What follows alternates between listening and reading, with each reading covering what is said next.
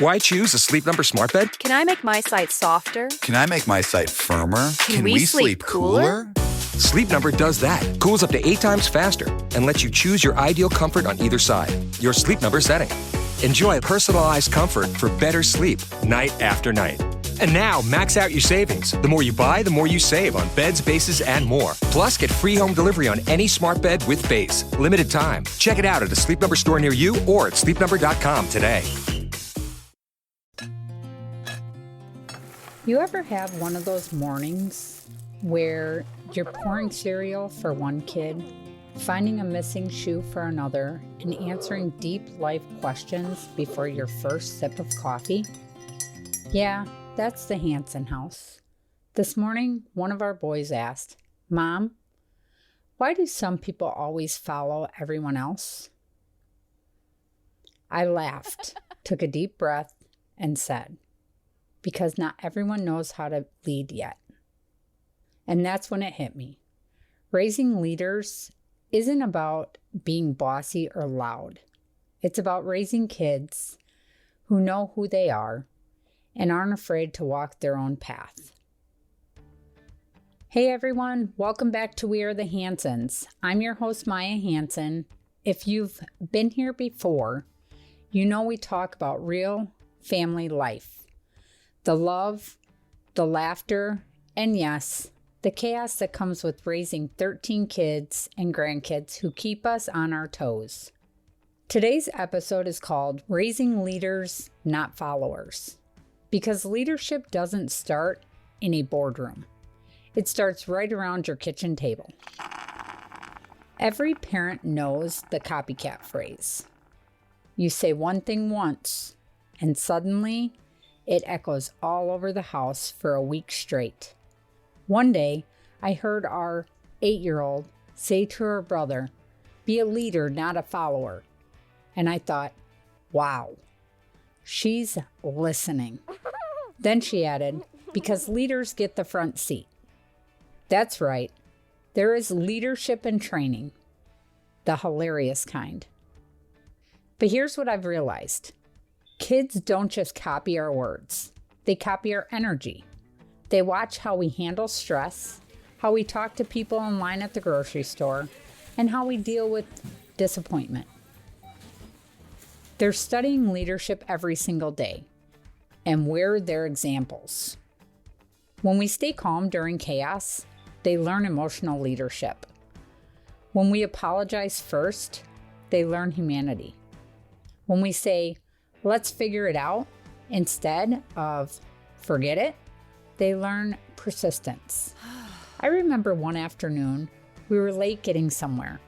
Everyone was stressed, and I snapped at one of the kids over something small. The whole car went silent. My daughter looked at me and said, "Mom, are you okay?" And right there, in that moment, I had a choice. I could defend myself, brush it off, keep driving, or I could model leadership. So I pulled over. I turned around and said, "I'm sorry. I shouldn't have spoken to you like that. I was stressed, but that's not an excuse. Will you forgive me?"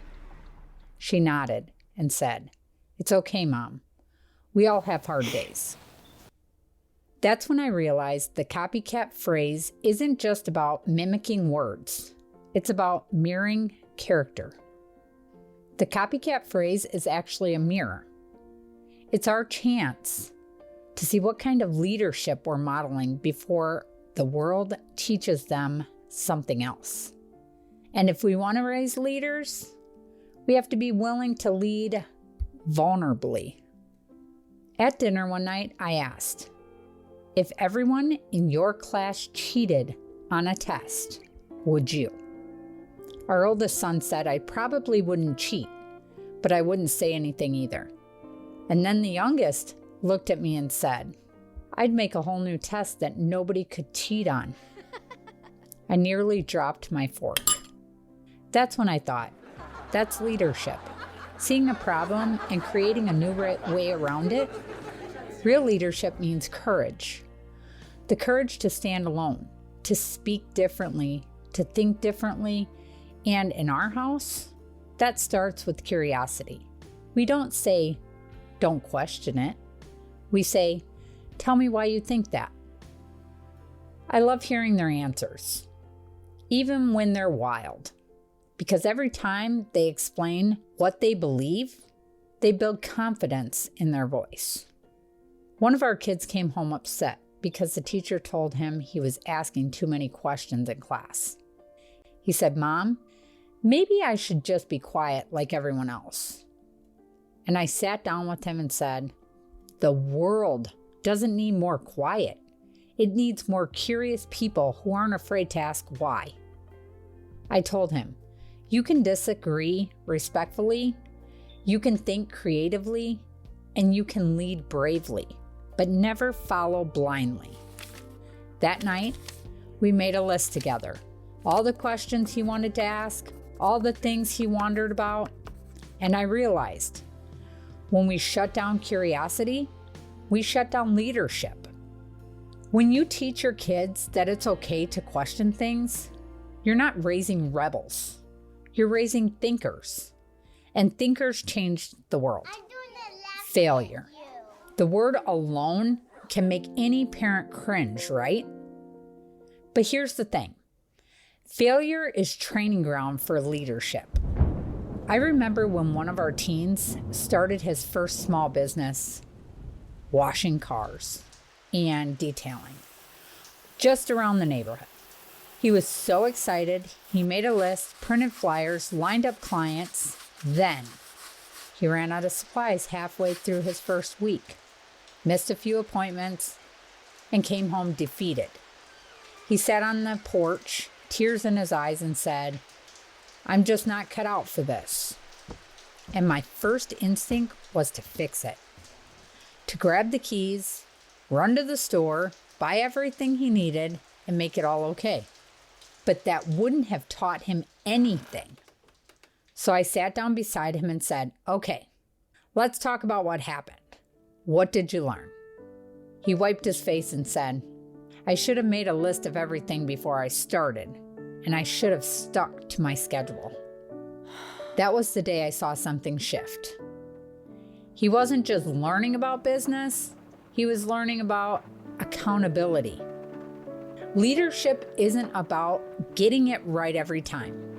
It's about learning fast, standing back up, and trying again, even when it's embarrassing.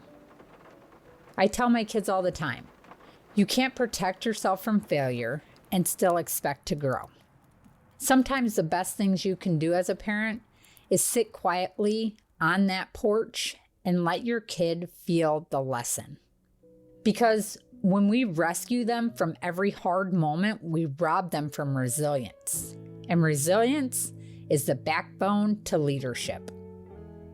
Let's talk about servant leadership, because that's a big one in our house. It's the idea that real leaders serve first.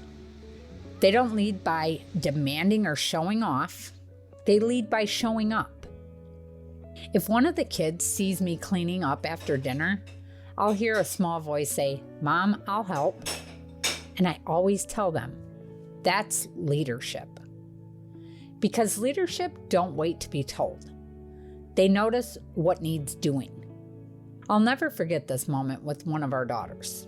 Her little sister couldn't tie her shoes, and I asked her to help.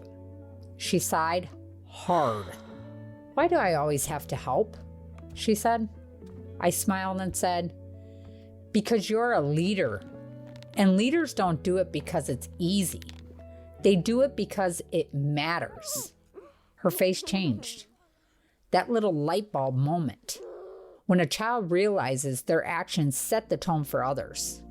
That's leadership awakening. Servant leadership isn't glamorous. It's not about recognition or applause. It's about doing the quiet, kind things that nobody sees. One Sunday, we were heading out the door to church, and I noticed one of our boys had gone back inside. I called out, "Hey, we're gonna be late." And he yelled back, "I know, Mom, just 1 second." He came out holding his little sister's favorite stuffed animal. She forgot Mr. Bear. She gets sad without him. That's servant leadership. Noticing, caring, acting without even being asked. I tell our kids, you don't have to be the loudest voice in the room to be a leader. You just have to be the kindest one.